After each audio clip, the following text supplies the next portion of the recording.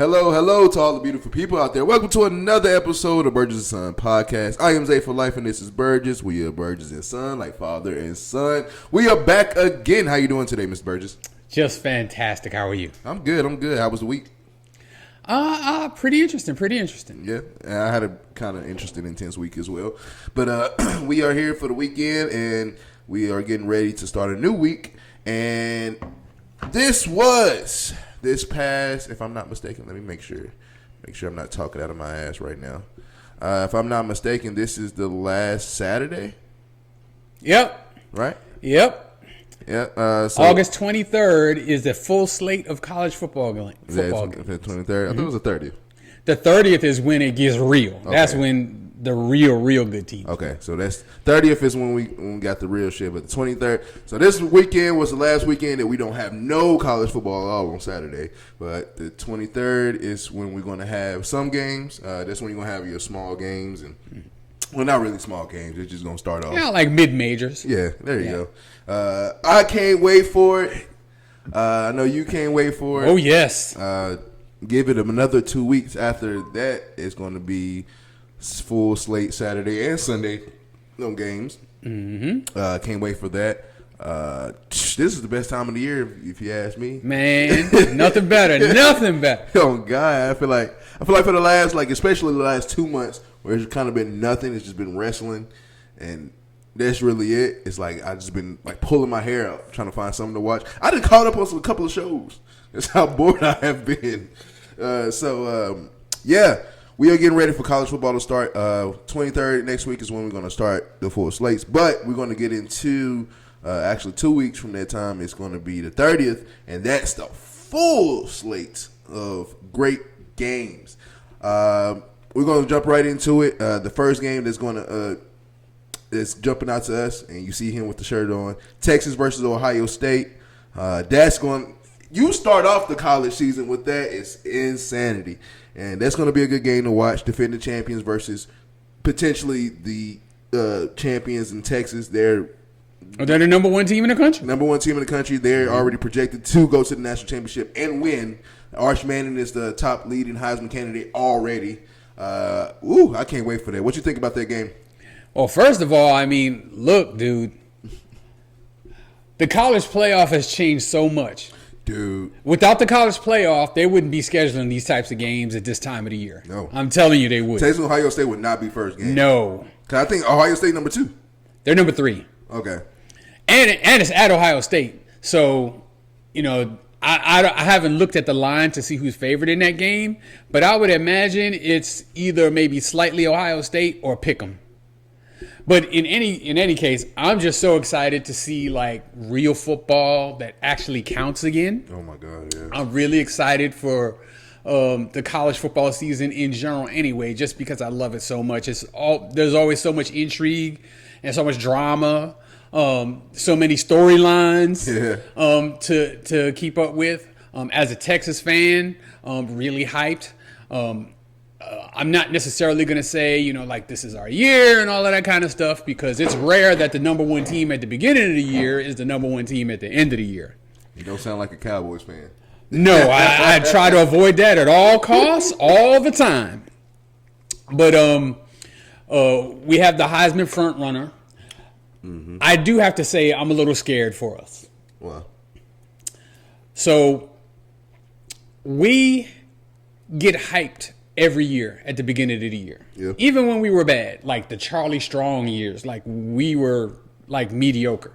But because we're Texas, we always were able to attract these top level athletes, these top level talents, people who are getting drafted, in the first, second round.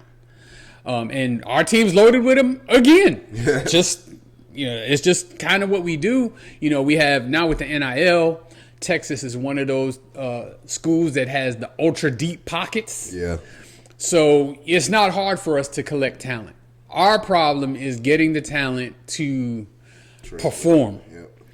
And up until we got Sarkisian, that was a challenge. And I think now that we have him and he's such a brilliant offensive mind that our offense, I never worry about that. And then, on the defense, he made Quinn Ewers look like he's the best. He was the best quarterback in the country. Quinn Ewers going into last season was a Heisman favorite. Yeah. That fell apart. I mean, part of it was he got hurt, but now Arch Manning is, and we'll see what he has. Personally, me, and I am a Texas fan. Mm-hmm. I am not that high on Arch Manning. Wow, really? I like him. Don't get me wrong. I like him. Heisman, I don't know about that. Oh. So, he has, some of the tools that you want to see physically. He's big, he's strong, he's fast. We haven't really seen him under fire, under pressure. Yeah. He has started some games, but he started games against, lesser opponents. He didn't start Texas State. He didn't start like SEC games that really mean something, or playoff games or SEC championship games. He'll get his opportunity this year. In fact, straight off top, Ohio State, he's getting his opportunity. But and I would hate to be right, but I honestly don't really see it with him. Yeah. I think his name has a lot more to do with why people are so high on him than his talent. Yeah. I was skeptical last year of how Sarkisian used him when Ewers was healthy. Where he'd take Ewers out in the red zone and put in Arch, and I just thought that kind of messed with the rhythm of the offense. So now it's Arch's. It's full go. Period. Yeah. So, now we'll see what he can do. I'm just not so high on him. I mean, I like our team overall. Yeah. Like I said, we're loaded down with talent like we almost always are. Even when we were bad, we had really talented players. But we'll see. And on the defensive side, that's kind of what always concerns me too. Because there's times when we dominate because we have that talent, but then if we go against another really good offensive coach, sometimes we struggle. Okay. And when you're the number one team, you got that target on your back. Teams are coming hard. Yeah. And even in this game, Ohio State is the defending national champion, and they're not the number one team. Yeah. They're gonna be amped up. Of course, it's the first game of the year. Everybody's amped up, but that's like extra motivation for them. I'm really ready to see that receiver go crazy again for Ohio State. We kind of kept them in check. Yeah. In the playoff games, I mean, we didn't keep the rest of the team in check. They thumped us, but I'm just saying, like, I think we had a good game plan against them last year. It'd be interesting to see, what happens this year. Of course, it won't be the end of the world if we lose the game. Yeah. Well, because our SEC schedule is really not that hard. Yeah, it's kind of almost the same as last year's schedule. The only hard team that you play is Georgia. Yeah, we got to play Georgia at Georgia, and then we do have a couple of other kind of tough games. But I mean, I believe we'll make the playoff. It's just where we're going to get seeded. Yeah. So we definitely have a chance. We have a good chance to get to the SEC championship game as well. It'll be interesting to see. But I mean, there's so many storylines all over everything. You see what's happened with Michigan. Yeah. Basically they get to keep their national championship, even though it was proven that they blatantly cheated. Yeah. I don't really understand that. They gave I forget what they call it, show cause for Jim Harbaugh. Like, who cares about that? That's not a penalty of any kind, dude. That's another topic. You're not doing anything to him. He's the coach of the Chargers. Yeah. What are you gonna? Anyway, they basically slapped Michigan on the wrist, and I think it's a bad omen or a bad example for the rest of the NCAA, because it shows that, if you win the national championship, you can pretty much get away with anything, and, they'll slap you on the wrist. So if you would have told anybody at Michigan that all it was going to take was $20 million and for a couple of your coaches who are already gone to get show cause clauses put on them if you wanted to bring them back to hire them back to college, I think every college in America would take that. Yeah, take that. It's not a real punishment. So you see what they did to USC. Yeah. Back in the day. And what happened with Reggie Bush and his family wasn't nearly as egregious as, at least in my opinion, as what Jim Harbaugh and his staff did. Dude. that's directly, when you stealing signs and stuff, that's directly affecting the outcome of the game. Now, making sure a player's parents have a nice condo is a little bit different than stealing signs from the opposition. Something that literally has nothing to do with the field. They lost. They got a national championship taken away from them. They had to vacate wins. They lost scholarships. Reggie Bush lost his Heisman for Reggie Bush lost. He just got it back last year. Back. So I mean, it's crazy to me that like nothing has happened to Michigan, and I'm by no means an Ohio State fan, so don't put that on me. But they watching now. Yeah, I mean, but I think it's blatantly unfair how Michigan, basically got a pass. Mm-hmm. So what are you looking forward to? I know you're an Oregon fan, so what are you thinking about this year for you? Oregon fan, but I got the Colorado on. Always represent Coach Prime. Okay. I'm happy for the fact of I think we got, because we lost a good amount of talent. Bucky Irvin went to the league already. We lost Tez. We lost a couple more talent, but we got, of course, it's Oregon. Oregon is always able to find those receiver and running back talents. I don't know how. We always are. And then every once in a while, we get a quarterback. I think our quarterback this year is Dante. Let me make sure I'm saying his name right. Dante Moore. So he's a good kid, and I really like him too.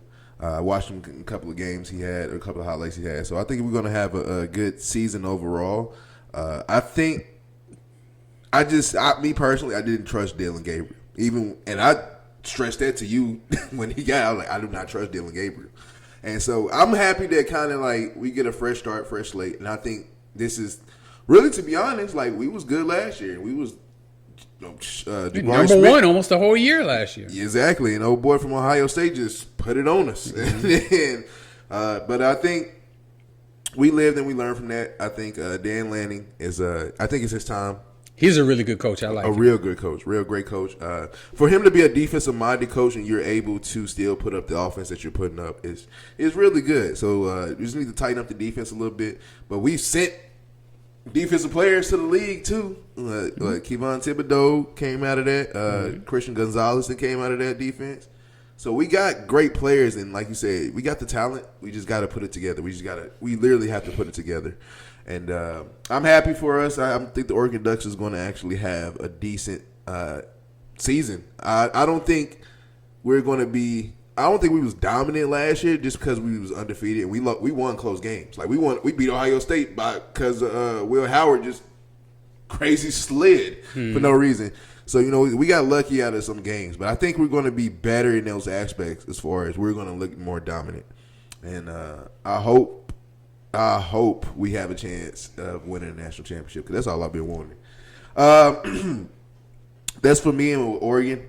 Shout out to Alabama starting quarterback Ty Simpson. Ty Simpson is actually from West Tennessee. Yeah. He went to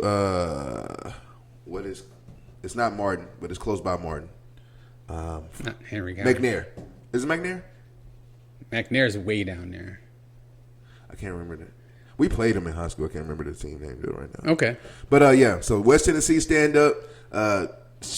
West Tennessee is always winning right now. Trey Smith, guard for the Chiefs. He's from West Tennessee, went to USJ. He was from Humboldt, but went to USJ. Shout out to him. Highest paid guard in the league right now. Ty Simpson, starting quarterback for Alabama. You don't know how serious that is. Like, not only did you play for Alabama, but you're starting at quarterback. It's important. Shout out to him. I can't wait to watch him. Shout out. I got the jersey on. Shout out to Coach Prime. I'm ready. I'm actually happy to see what they do. And this is going to be without Heisman Trophy winning Travis Hunter and your sons on the team. This is going to be a challenge for him too. Yeah, and it's going to be a challenge for his son, all three of those boys in the league without him. But definitely a challenge for Coach Prime, and I can't wait to see what happens as he goes. Especially coming back off of what he's coming off personally. Oh my God, yes. So shout out to Coach Prime. Continue to recover, and thank you for being forthcoming about what's going on with you. Yeah, man, because nobody really needs to know, but you know, Coach Prime keep it real. Yeah. That's one thing I love about Coach. And I can't wait to see those interviews in the post game when they're like, what you say before the game? I read that book. I saw it. Yeah, shit. I love when he goes at them because that be so lit. So, shout out to all those guys coming up into the college season. Hopefully Oregon is the best team and we can win it all. But I've been dreaming for Oregon and Titans championship since forever.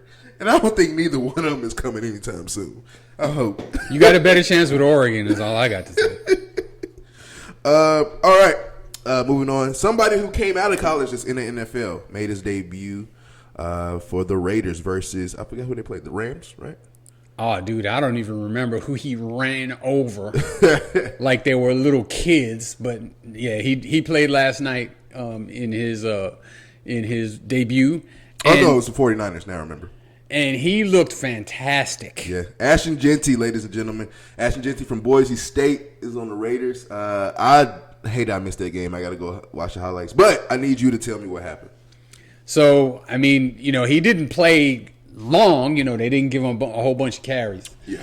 But, when they did give him the ball, I mean, he looked like freaking, I don't know, O.J. Simpson, Earl Campbell, and like... Damn. Emmett Smith and Barry Sanders all kind of rolled into one. Like, they couldn't do nothing with him. They couldn't stop him. So he's one of the ones that's like, believe the hype. I mean, it looks like it right now. Yeah. I mean, there was a lot of people that thought that he should have won the Heisman over Travis Hunter. Yeah, for sure. And I wasn't one of those. I felt like Travis Hunter deserved the Heisman. But I got arguments for both of them. Yeah, I can see. It's fair to argue both sides. Yeah. But as an NFL talent, you never know how that's really going to translate, especially for running backs, because theoretically you can get a really good running back like 5th, 6th, 7th round, or even undrafted. But, so to take one with a really, really high pick is kind of on some level kind of risky. Yeah. But I don't think this is a risk. Dude looks legit. Yeah, he looks like he ready. I mean, his speed and power, I mean, it's the exact same thing you saw in college. Mm-hmm. And it was a situation where, it was downs where, you knew he was going to get the ball. And you still couldn't stop him. And not only could you not stop him, it's like these chunk runs. Yeah. And then, there was a couple of runs where he like just straight ran over people. And I'm just like, I'm impressed, again, her first half of a preseason game, we don't want to get too carried away. But these are NFL level players he's playing. Yeah, so it's still these are not college guys. Yeah, so it's impressive for him to physically dominate the way he did. Yep. Is what I'll say. And he's already my pick to win Rookie of the Year. And I would say, based off of what I saw last night, I think I got a safe pick. You gonna double down on that? That's cool, man. That's good for him. I remember actually Boise State last year played Oregon, and he almost single-handedly beat us. Like, almost single-handedly beat us. And, like, dude, so I kind of was high on him coming out of college. I did, like I said, I had arguments for both.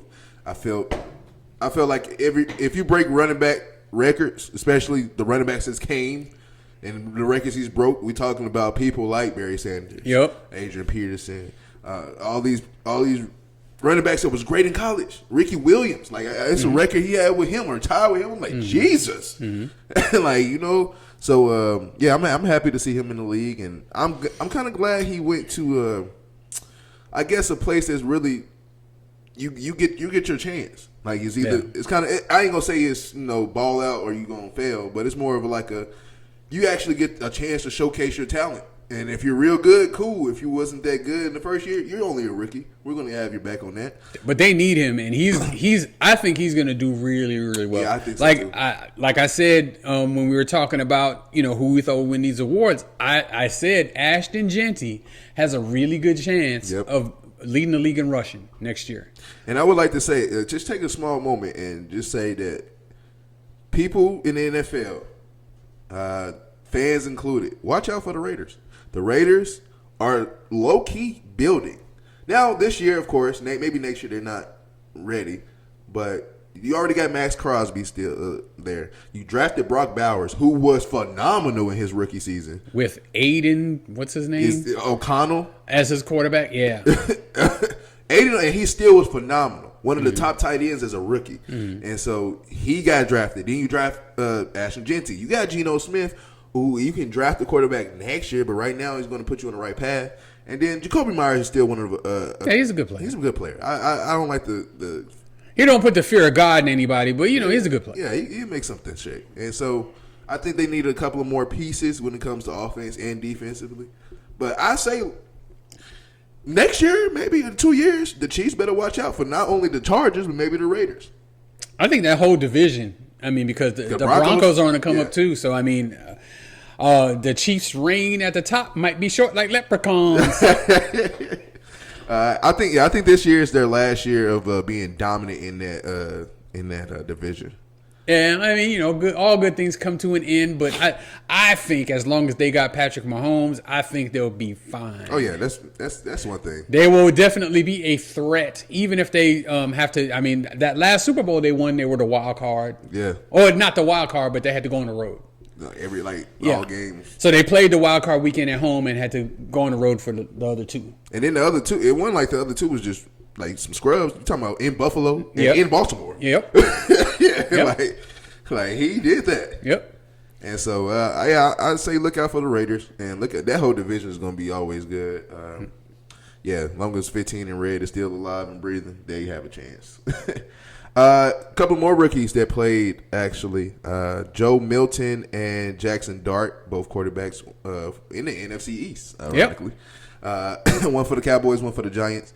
I was actually excited to see Jackson Dart because the hype around him was real. And I don't believe in really conspiracy theories like that, but I love to listen to them because they're fun to listen to.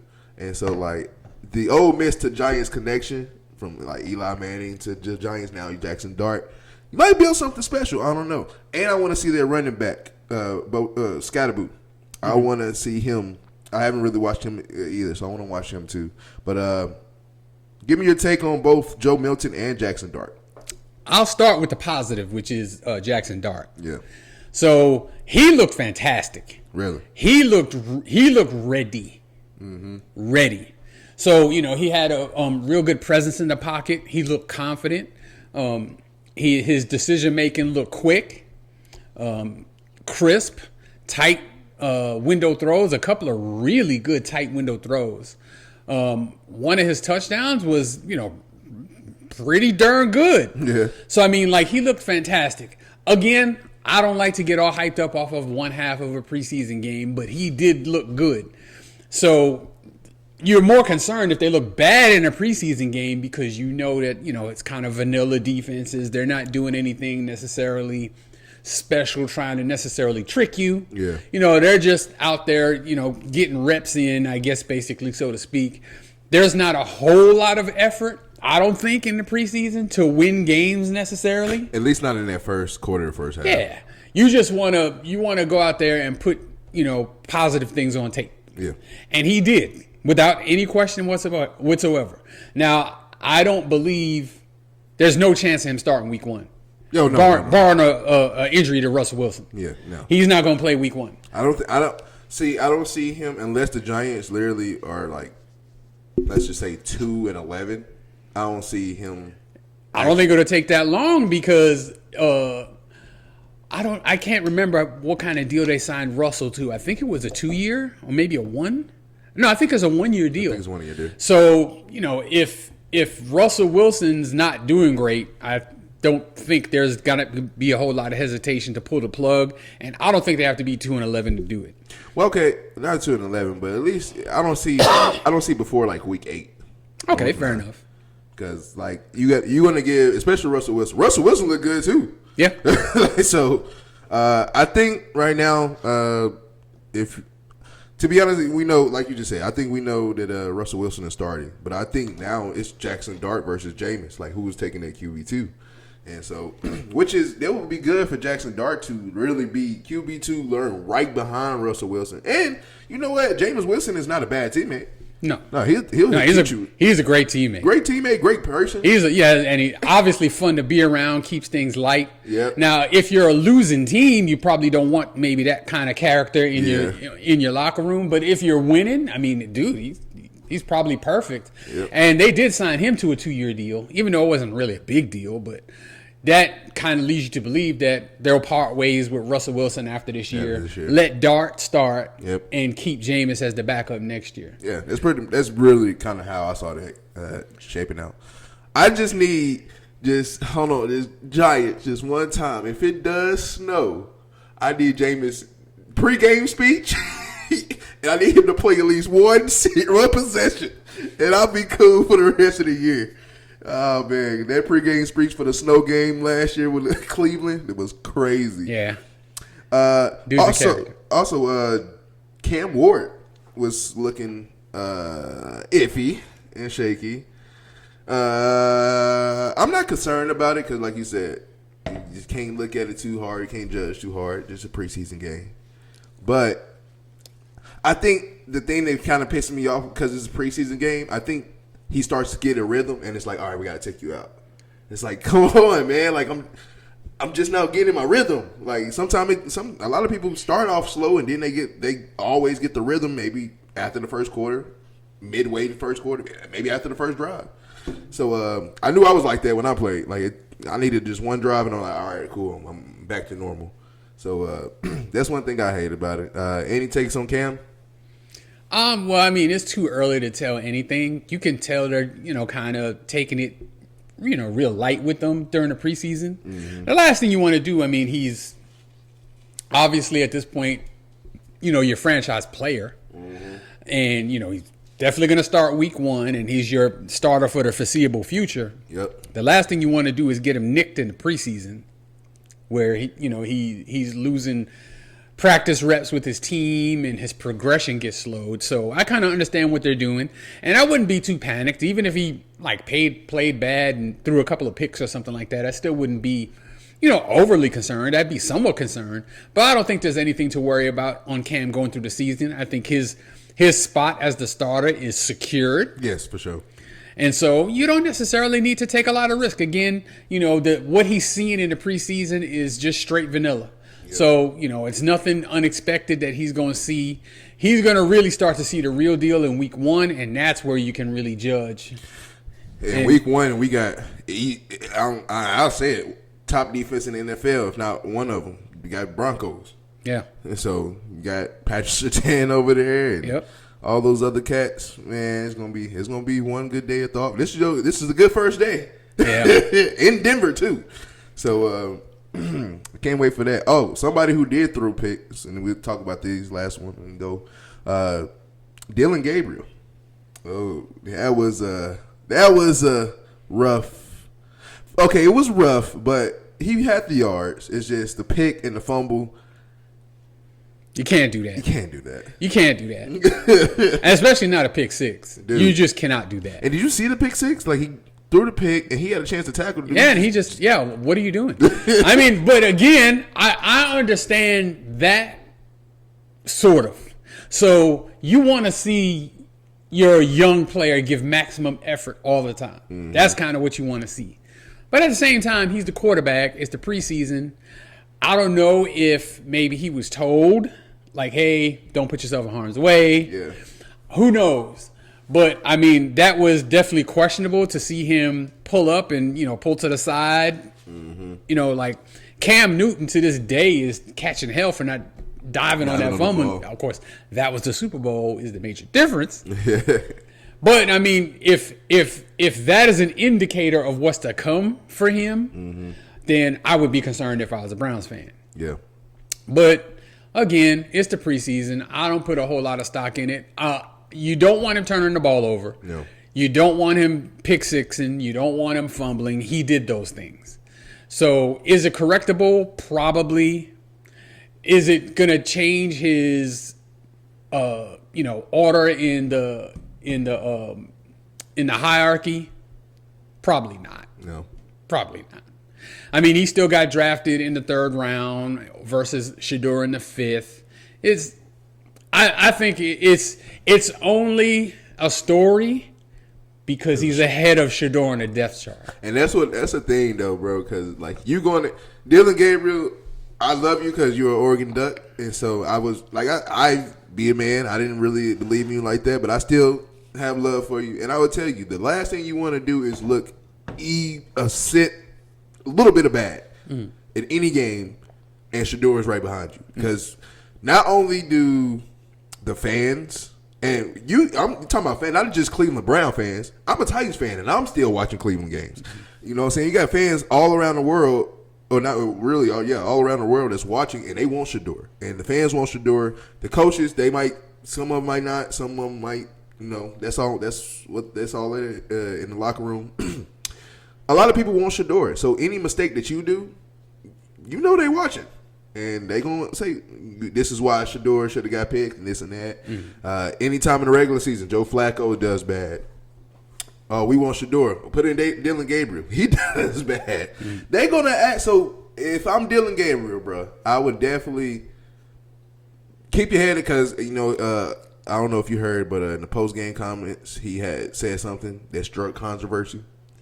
And what did he say? It was basically like he's saying, how I rate your play and how did you play, and it's like, I'm playing to put, film on tape and all this, I'm not trying to play for entertainment. Everybody took that as, you trying to take a shot at Shedeur. Not a shot, it's just, but yeah. So people tend to read in too much. But that's what happens. That's what's going to be one of his issues is always going to be Shedeur Sanders, as long as they're both on that team at the same time. So but that's the world we live in now. Everything is overanalyzed and overhyped.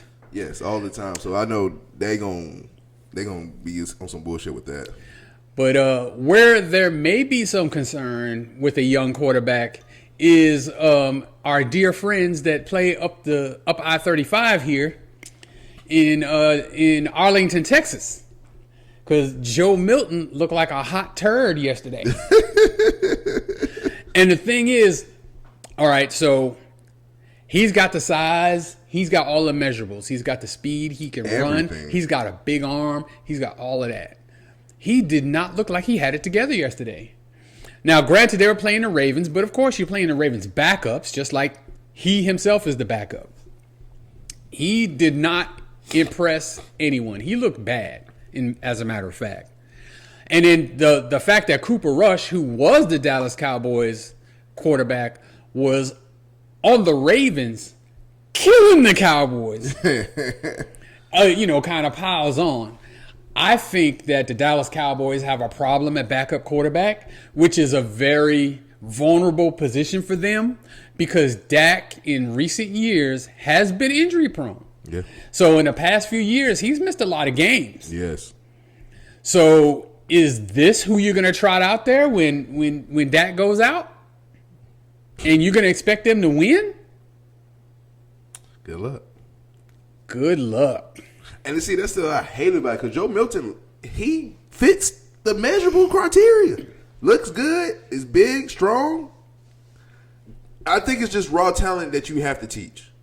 And it sucks because you shouldn't be able to say, you don't need to teach that because you was at an SEC school.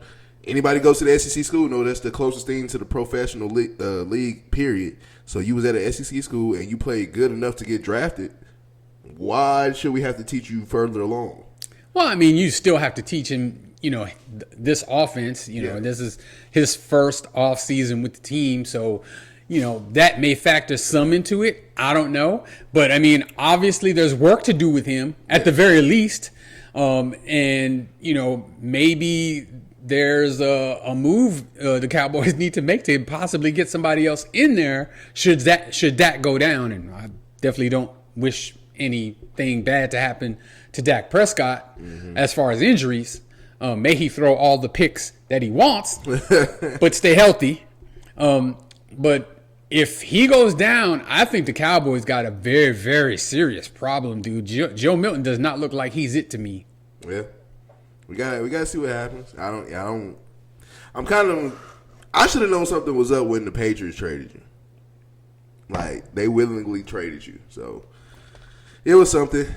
I I don't know what's going to happen in the further years, but we still got a couple of weeks before season starts. Another preseason weekend is going to be the last preseason weekend is going to be next weekend. That's your final time to put shit on tape and your final analyst from your coach. Good luck to everybody that's trying out for the team and trying to do their best out there. Hope you make the 53-man roster. If not, you got to try again next year. Or at least, some players just stay in shape. Somebody will get hurt during the course of the year. You'll get a call. You get a call. Just do your best. Try hard.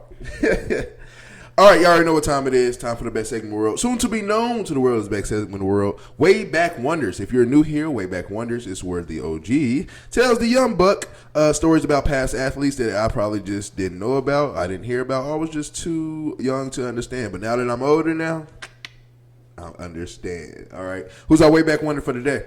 Today's Way Back Wonder is John Elway, quarterback of the Denver Broncos. All right. We were just talking about his Denver Broncos. Yeah, he's one of the all-time great quarterbacks. I think now that Tom Brady and Patrick Mahomes have come along, like that John Elway's kind of taken a back seat to them, and honestly, rightfully so. But in his own right, John Elway was an absolute fantastic quarterback who could do everything. He was darting them up. Not only that, he could run. He was a big, strong, fast with an absolute rocket on his arm. A rocket. So he was the first overall pick in 1983 coming out of Stanford. Okay. I believe we talked about that draft, right? Yeah, we did, because there was a lot of good quarterbacks in that 1983 draft. In fact, Dan Marino, another Hall of Famer, was drafted later in that draft. That's and there's some other notable quarterbacks we won't get into. But he got picked first in that draft by the Baltimore Colts. Oh, shit. Yes. Before that draft, he knew he was going to be the number one overall pick. He told the Baltimore Colts, don't pick me.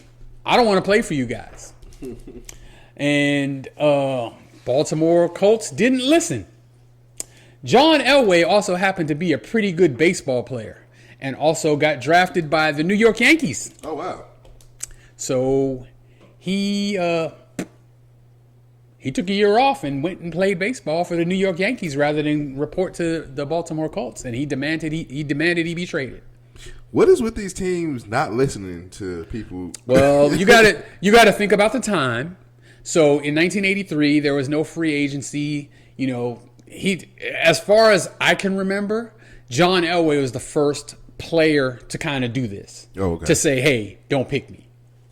And a couple years later, Bo Jackson did exactly the same thing. I guess that set the precedent now where, these teams are like listening, like, oh, well, we don't want to blow that pick. So, but he told them, like, hey, don't pick me. They picked him. He sat out.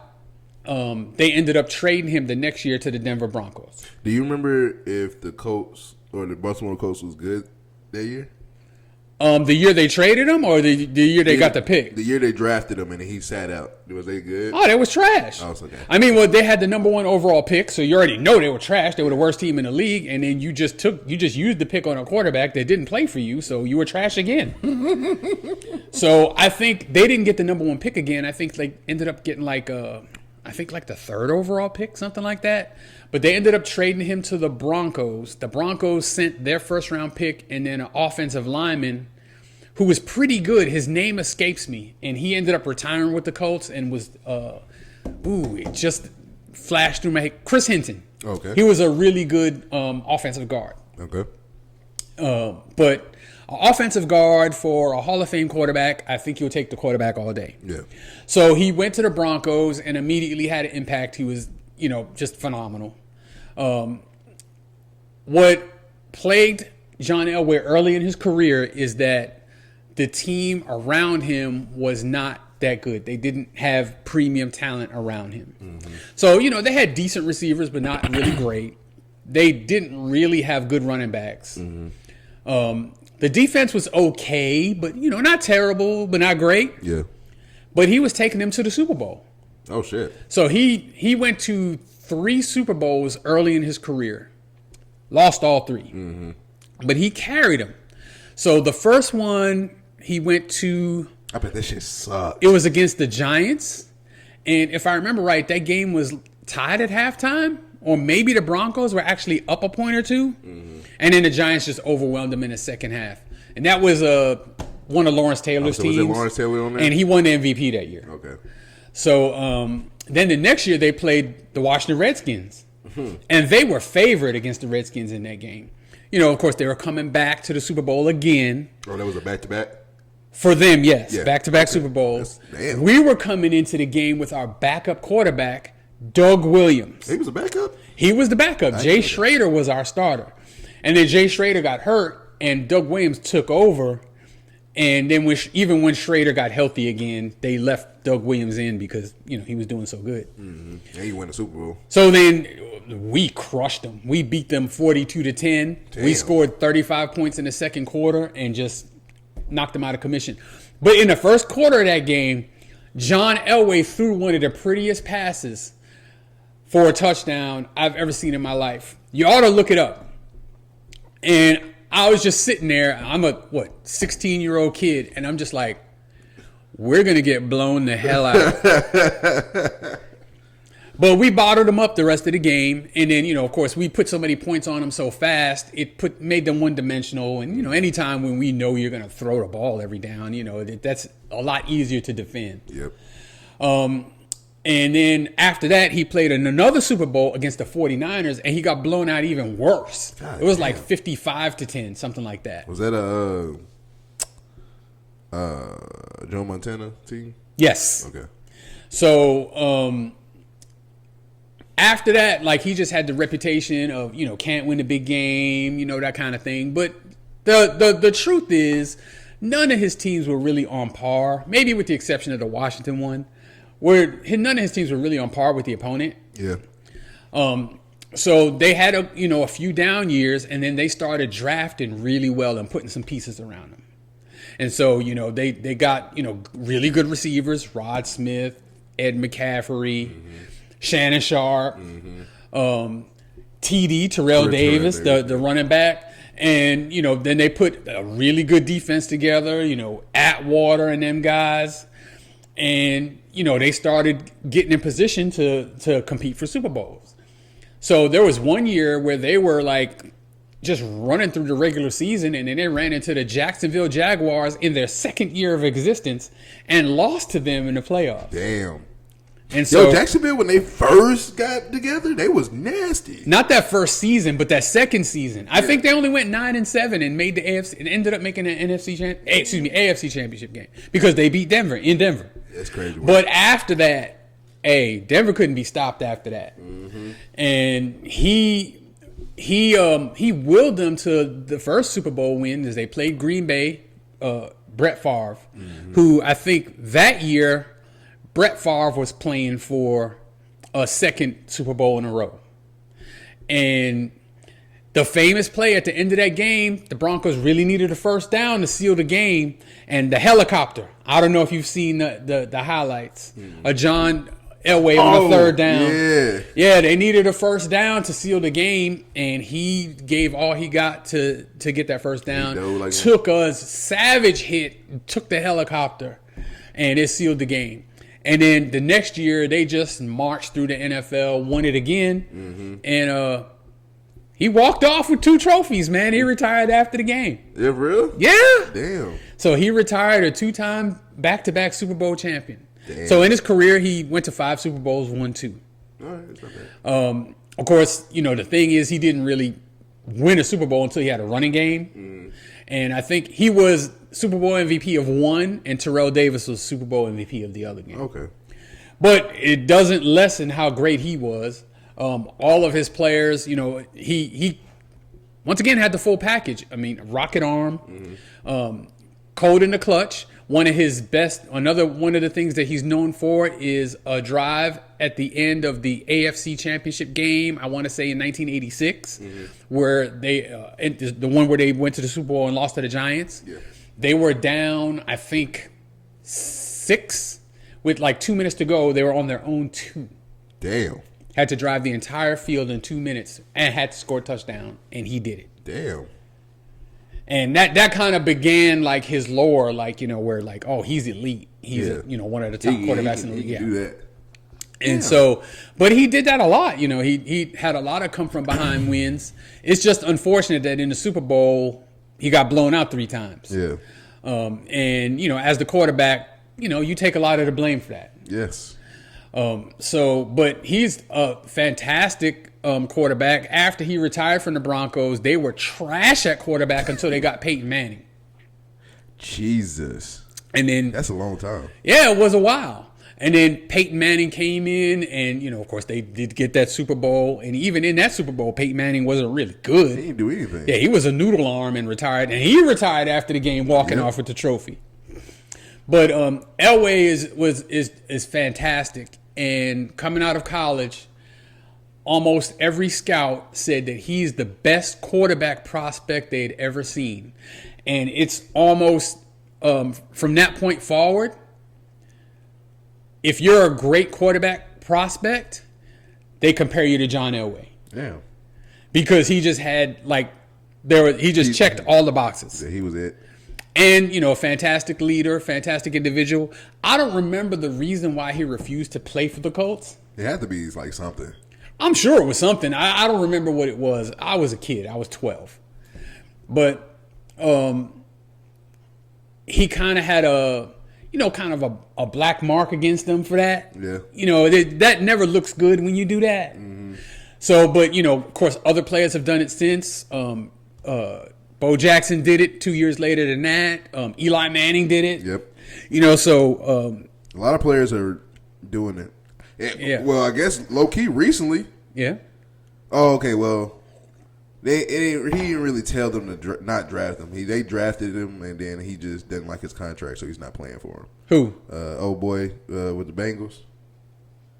Oh, Stewart? Yeah. He signed, right? He did? Yeah, he signed. Oh, wow. Okay. He's signed now. He's in camp. Oh. But yeah, but that's just the Bengals like doing something no other team did, putting some crazy clause in the contract that wouldn't guarantee his money when every other first round pick has their money guaranteed. But I don't think it was that for Elway. Like I said, I don't remember exactly what the reason was, but he did not want to play there, and he did not. And he played in Denver his entire career, and he was fantastic. That's crazy. Yeah, he's definitely one of the all-time greats. I don't know that I'd put him top 5, but I'd definitely put him top 10 all time. Top 10. Yeah. Okay. Well, that's a good one. Like that. As y'all know, I always ask questions or have scenarios at the end.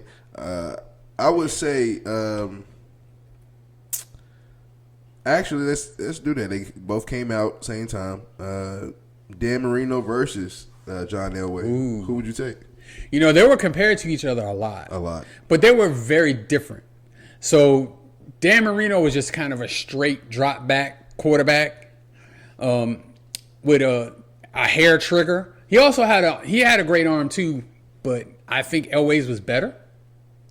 As far as leadership, I would say Elway is better. Mm-hmm. Results, you have to say Elway's better. He made 5 Super Bowls, won 2. Dan Marino was only able to make it to 1. I think history remembers John Elway as a better quarterback because of the Super Bowl wins. Mm-hmm. But I would honestly say that just as if I was starting a team and their accomplishments were not a factor, depending on how I wanted to run my offense, I'd probably still take Elway. Elway? Yeah. Okay, that's a good one. I would like to also say that listening to that tells me a big thing about now. We are impatient. Anybody, if you was to have that story right now, 3 Super Bowls, lost all of them, getting blown out, people would not want him there anymore. Mm-hmm.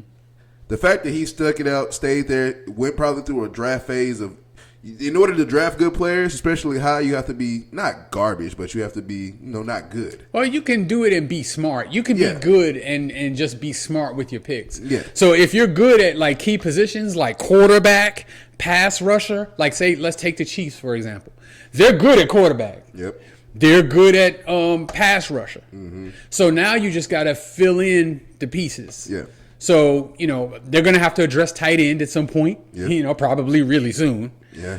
But, if you have a couple of key pieces in place, then it actually makes drafting around them easier, really, because the hardest thing to get is the franchise quarterback. Yep. And once you have that, the other pieces tend to, be, you fit those pieces around your franchise quarterback. Yep. What makes it hard is if you don't have the quarterback. Mm-hmm. And then you're constantly chasing it, like Cleveland, for example. Oh my God. How do you draft 2 quarterbacks? What's the point of that? I think I saw somebody with a Cleveland jersey, and on the back of it is all the quarterbacks that have been starting. Dude, there's not enough room on the back of that jersey to write all of them quarterbacks. I mean, really. He had some names hanging off of the jersey. Dude, he had to have. And I mean, dude, they have drafted a bunch of quarterbacks. And the only one that they drafted that was any good is Baker Mayfield, and they just let him go. Impatient. He got hurt, and then they didn't have a good year. The year after that, they wanted him out of there. It's like you have to, and that's what goes back to what I was saying about John Elway.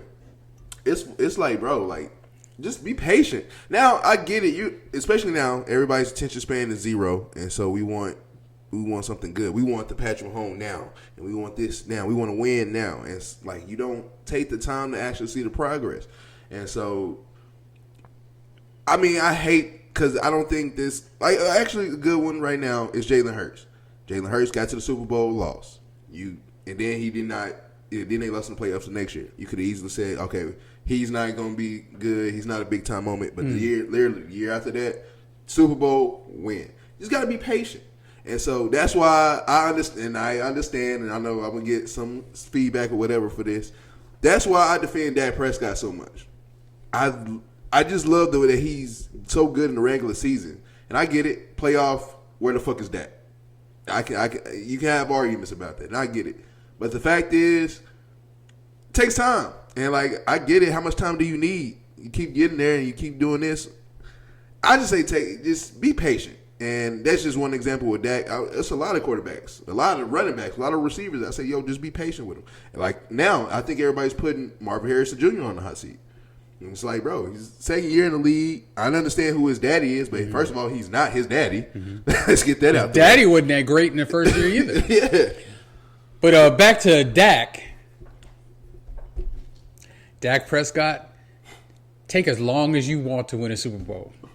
Take as long as you want. I'm perfectly fine with that. And I guarantee you, let him win the Super Bowl, them fans gonna act like he was the best thing since sliced bread. He'll be a god. He'll be a god. Get the key to the city and some more shit. He'll be a god. I don't foresee it though. I don't see it. Not with that roster, but okay. I mean, look, anything can happen. Theoretically, I mean, he's got what they don't have that I think they need is a real reliable running game. I don't think they have that. They have 2 really good receivers. They have a really good tight end, and they have a really good. They got Javonte Williams and Miles Sanders at running back.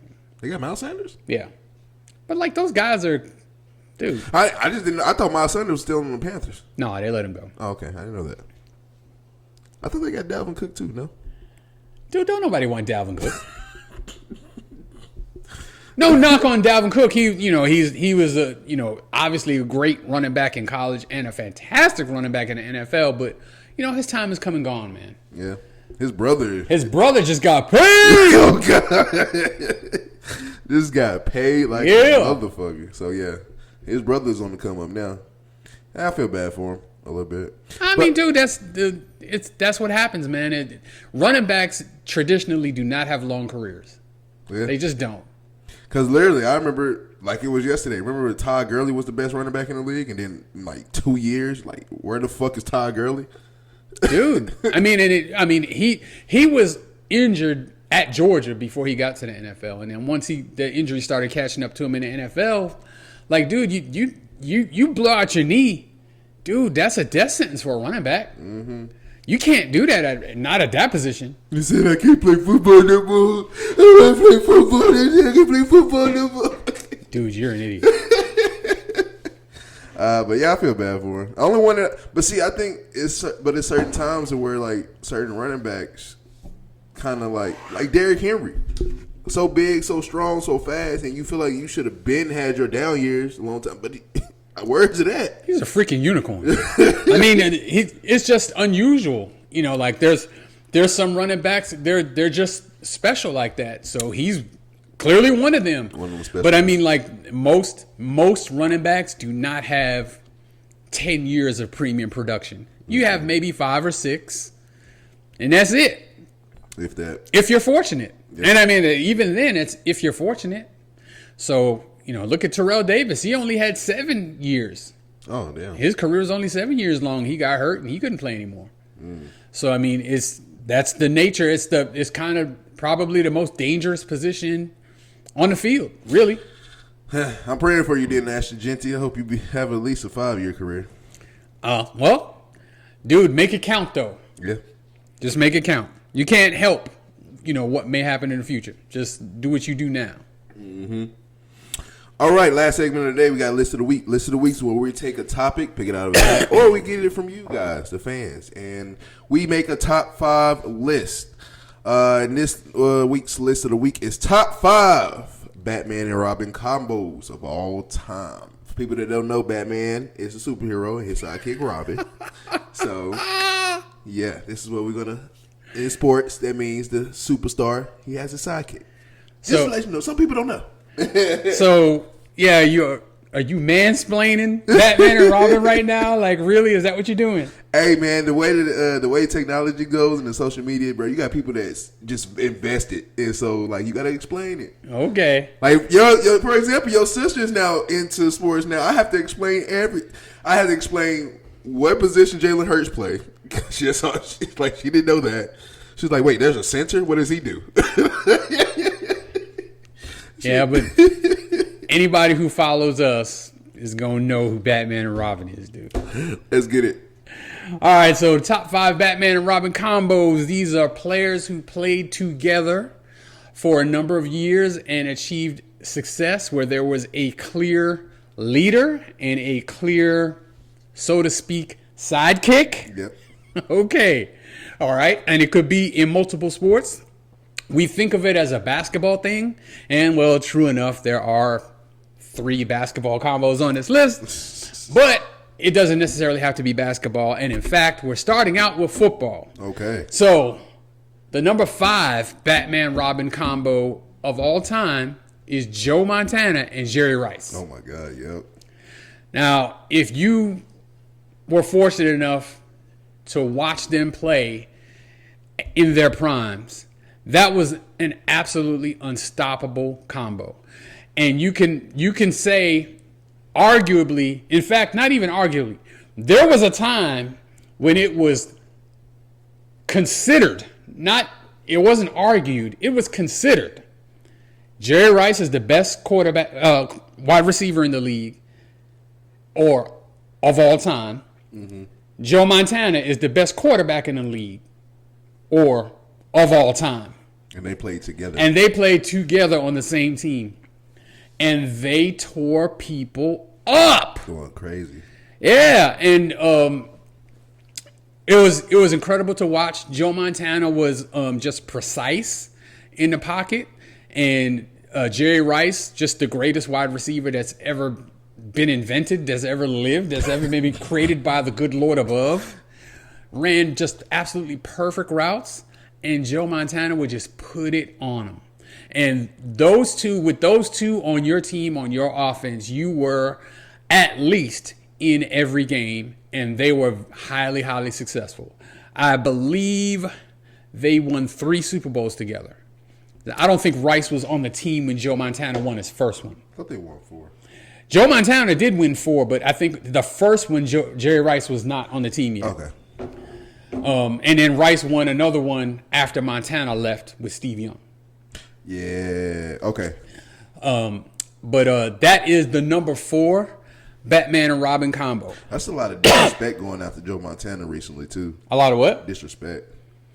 Yeah, okay. I mean, I can get with it. Oh, the one thing that really hurts Joe Montana is that he played in an era where the passing game isn't what it is now. And the rules back then aren't what they are now. Yeah. I mean, there was one hit I remember. Jim Burt in the playoffs playing for the New York Giants knocked him out of a game in a play that was perfectly legal at the time. That now he'd be arrested. He'd be suspended for 8 games and something like that, and fined for maybe the whole season. Damn. He knocked him out cold. It was a brutal hit. Damn. But it was perfectly legal at the time. So we'll move on to number 4, and we'll start getting into basketball. And I even feel kind of bad about this one that it's as low on this top 5 list as it is. But the number 4, Batman and Robin combo of all time is Shaq and Kobe. Shaq and Kobe.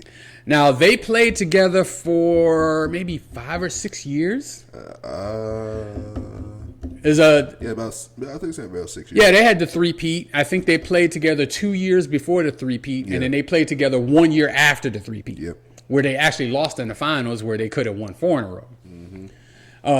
But that would have been nasty. You're talking about maybe the second best shooting guard ever, and Shaq is no worse than maybe the third or fourth center ever.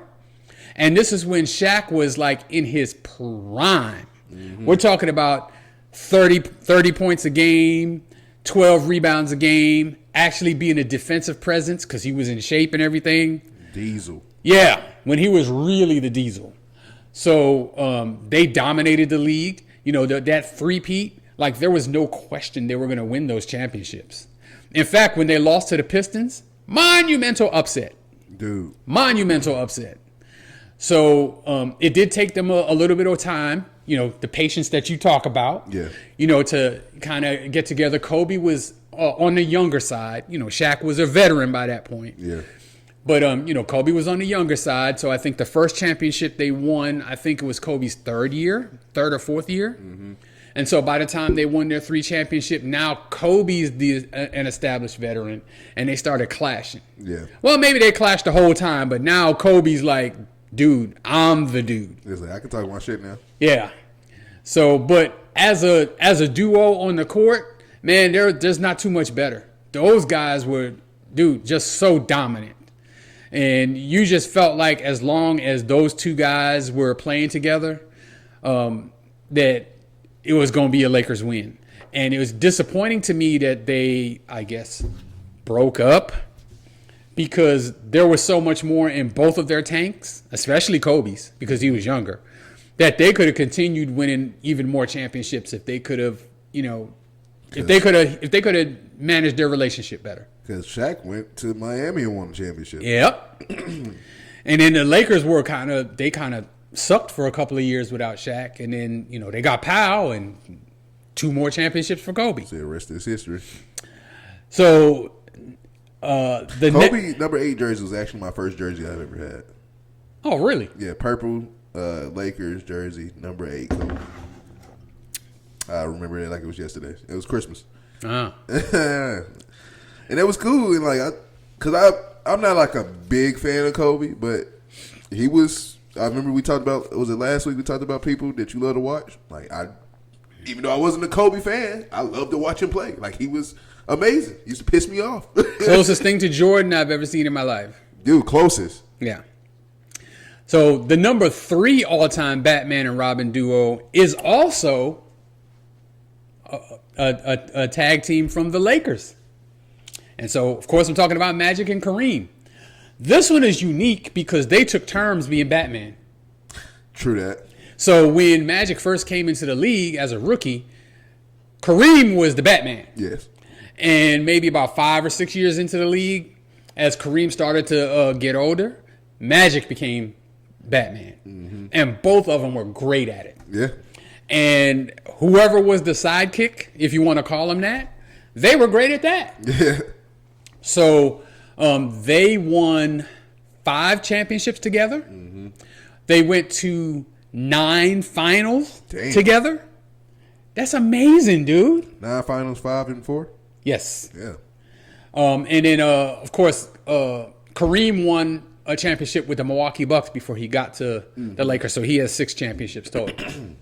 Both of them multiple times Finals MVP. Mm-hmm. Both of them multiple times League MVP. Yep. It's probably about as evenly matched a Batman and Robin duo as there is. Yeah. But they were just Batmans at different times. Yeah. So that's what makes this one unique. Magic, when I was a kid, he was my favorite player. Oh, yeah. I love Magic Johnson, dude. I love watching Magic Johnson highlights now. Yeah, I mean, everything about both of them, like their leadership, both of them were exceptional leaders. Both of them, of course, were exceptional players. Mm-hmm. Magic in particular, one of the things I love most about Magic Johnson is that every year he would add a different wrinkle to his game to make him even more unstoppable. Mm-hmm. So he wasn't the best free throw shooter. He went to the lab one summer, became a great free throw shooter. Oh, damn. He wasn't a great three-point shooter. He went to the lab one summer, became better at that. He was never great, but he became better at that. There was the season where he basically took over, being the main scorer. And he went to Kareem and said, hey, teach me the skyhook. 3 MVPs later, that skyhook helped him a whole lot. Yeah.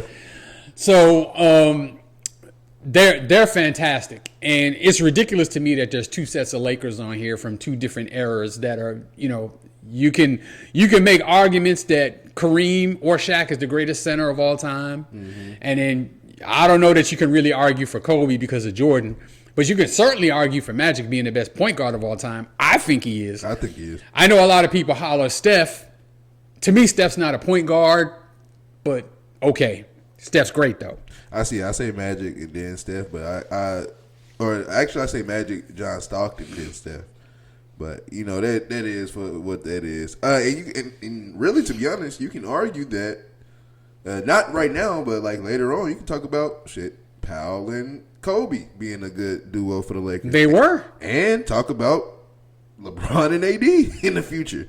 You can talk. They didn't do enough. They didn't do enough, but the fact of just a duo for the Lakers. Yeah, it was a tremendous duo, but yeah, I mean, one championship is, you're not gonna make this list with one championship. But just the fact, I'm just looking at the fact of how the fuck did this one organization keeps getting these? It's just a duo to happen. I don't know how they do it, man, but they just keep rolling out these all-time great players. And you can go far back before then. We talking about Elgin Baylor and Jerry West, dude.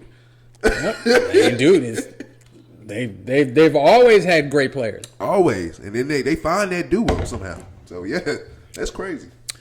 Moving to number 2, we actually move out of basketball and into baseball. Baseball. Okay. I never heard too many baseball ones. So this is probably the best 1-2 punch. Well, I think they batted 3rd and 4th. But 1-2 punch offensive players on the same team at the same time in the history of Major League Baseball. Now, of course, this is way, way, way before my time. We're talking about the 1920s. Oh, shit. But we are talking about arguably the greatest player to play the game, and that is Babe Ruth. Babe Ruth. And then who hit behind him? Lou Gehrig. Okay.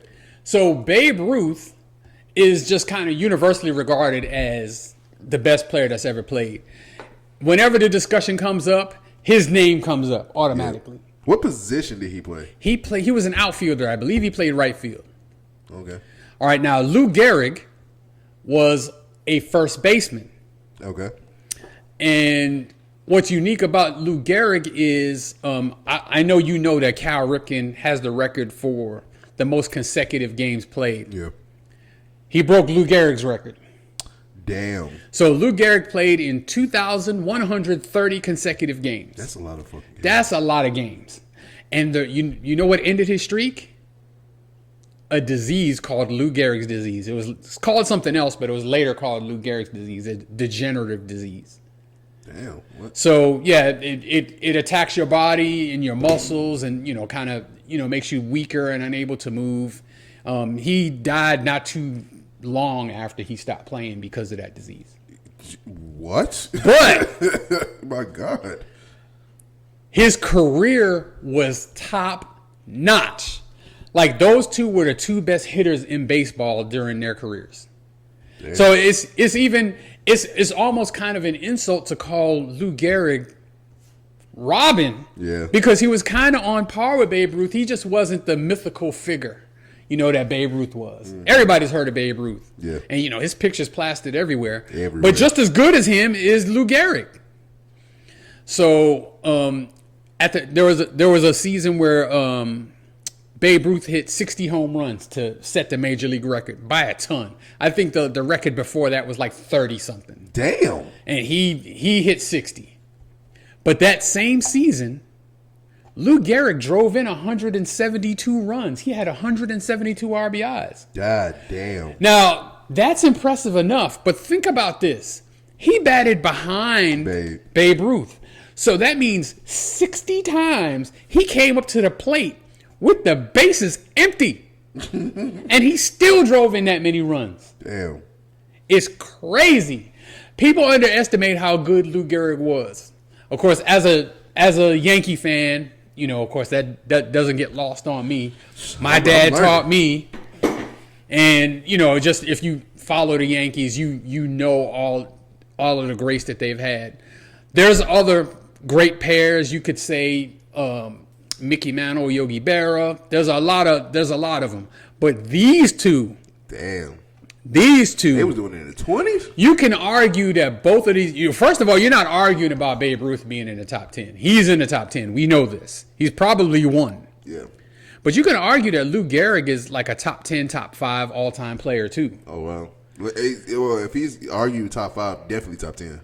Yeah. So I think he was only 35 when he was forced to retire. So he still had good years left. Oh. But for number one, we go back to basketball, and this can't be a surprise to anybody. So the phrase Batman and Robin was kind of invented and used first, at least from what I can remember, on Michael Jordan and Scottie Pippen. Mm-hmm. So, I mean, if you look at, what they accomplished as a duo, 6 championships in 8 years. Could have been more. Could have been more if Michael Jordan didn't walk away from the game those 2 years. It's possible. Yeah. But no finals losses. Mm-hmm. And, it's clear cut that Jordan was the Batman and Pippen was the Robin. But Pippen was uniquely important.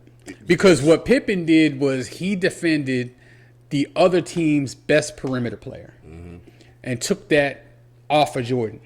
So, for example, in the Bulls' first championship, they beat Jordan wasn't no scrub on defense either. No, he was not. But, I mean, the energy it takes to be elite on both ends.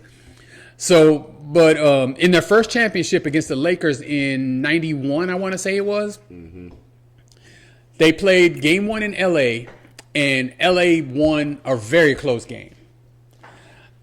I think they had Jordan on Magic. Okay. Magic was killing him. Damn. They switched off in the next game, and they put Pippen on Magic Johnson. The Lakers did not win another game that series. Damn. Well, they won game 1, but after that, it was. And they barely won game 1. And they made that switch, and Pippen shut Magic down the rest of the series. Damn.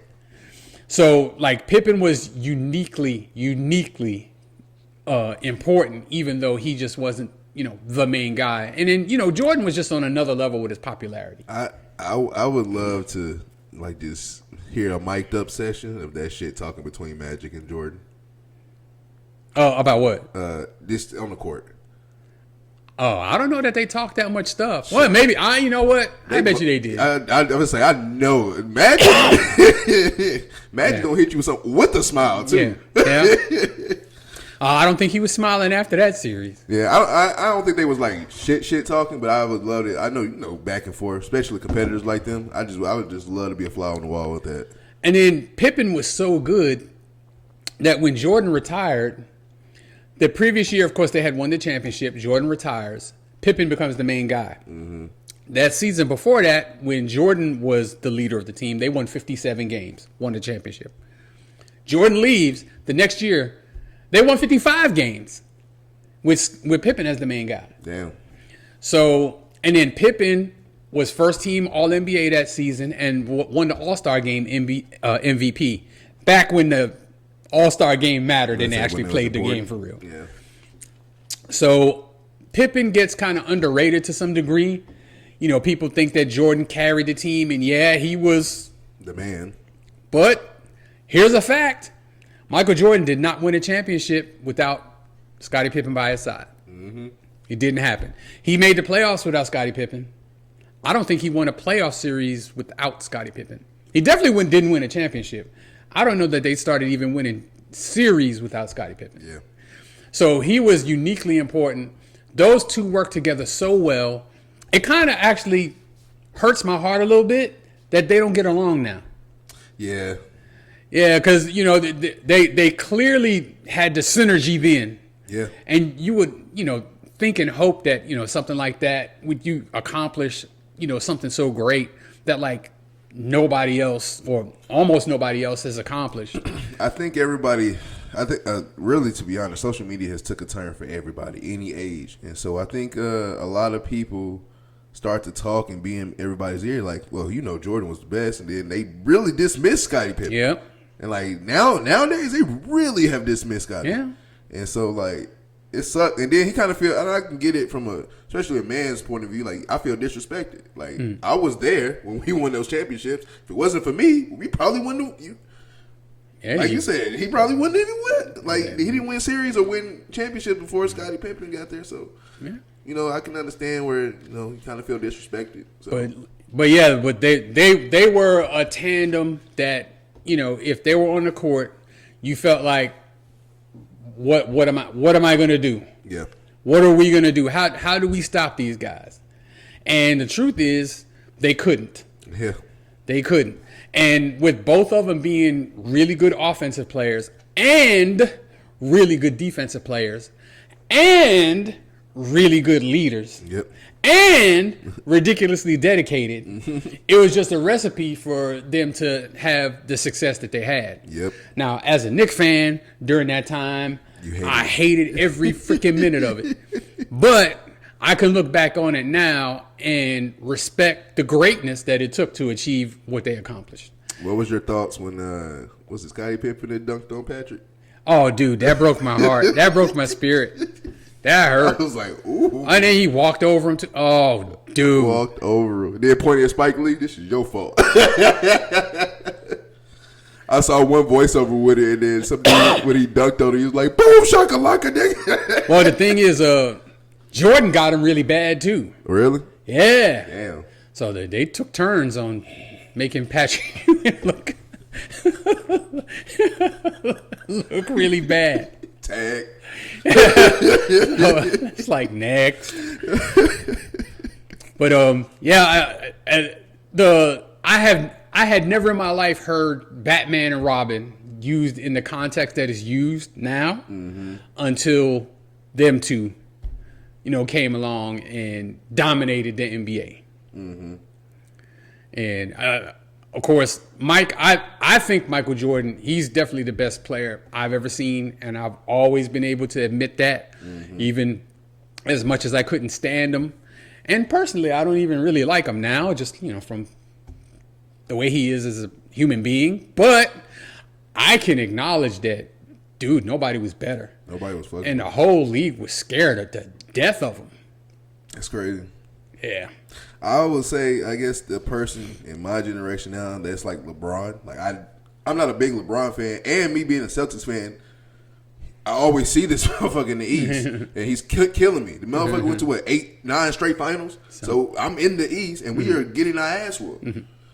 Oh, man, so I get it. Yeah, I know you know that frustration. Oh, my God. Yeah, those dudes. And, like, we were so close a couple of times. And, you know, you just, it just tears out your, he just tears out your soul. I still get furious thinking about Game 7 in Boston.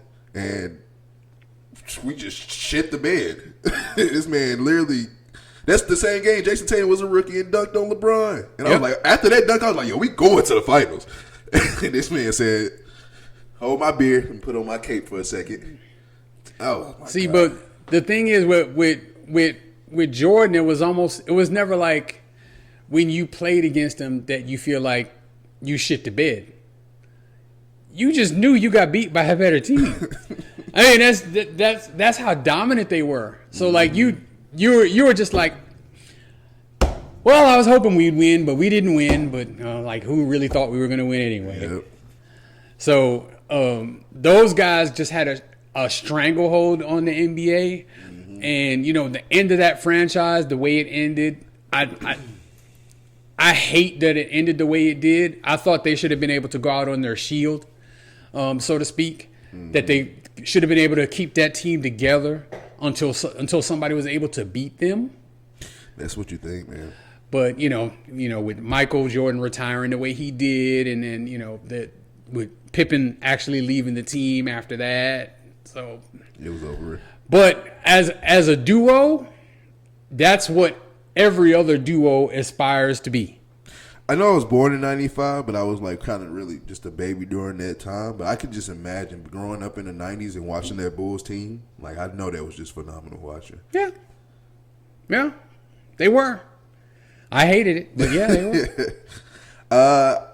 I definitely say we just talked about LeBron, and you can honorable mention him, but I would like to say I think LeBron has been a part of a couple of duos, but I would like you to pick between, would you say LeBron and D Wade or LeBron and Kyrie was better?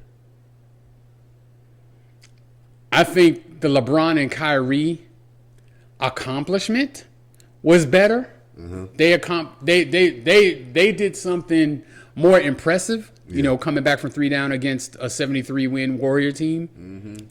And I remember one game, they both scored like 40. Yep, it was game 6. Dude. And then, but I think Wade and LeBron was a better duo. They worked together better. Mm-hmm. I hated that duo. I hated that team. Oh, the Heatles? Oh, my God, I hated them. I think they underachieved just a little bit, dude. Just a little bit. You can't explain. Really, to be honest, you can't explain the loss to Dallas. You can. LeBron choked. That was just shit. That's the explanation. LeBron choked. Yeah. But I mean, to his credit, he came back the next year and he dominated all year long. Mm-hmm. And then the year after that, he dominated again all year long. So give me another bad memory. What was it? Game 6, we was up 3-2 in Boston. Oh yeah, LeBron put it on y'all 45 and 15, something like that. All of a sudden, the Celtics forgot how to play basketball. See, but again, it's not a case where the team shit the bed. It's just, hey, look, you ran into a buzzsaw, man. Nobody was gonna stop that. Dude. Anything in his way, he was going. And teammate, it didn't matter. Move out of my way. Dude, he wasn't going to let them lose that game. He wasn't going to let them lose that game that way. They just weren't going to do it.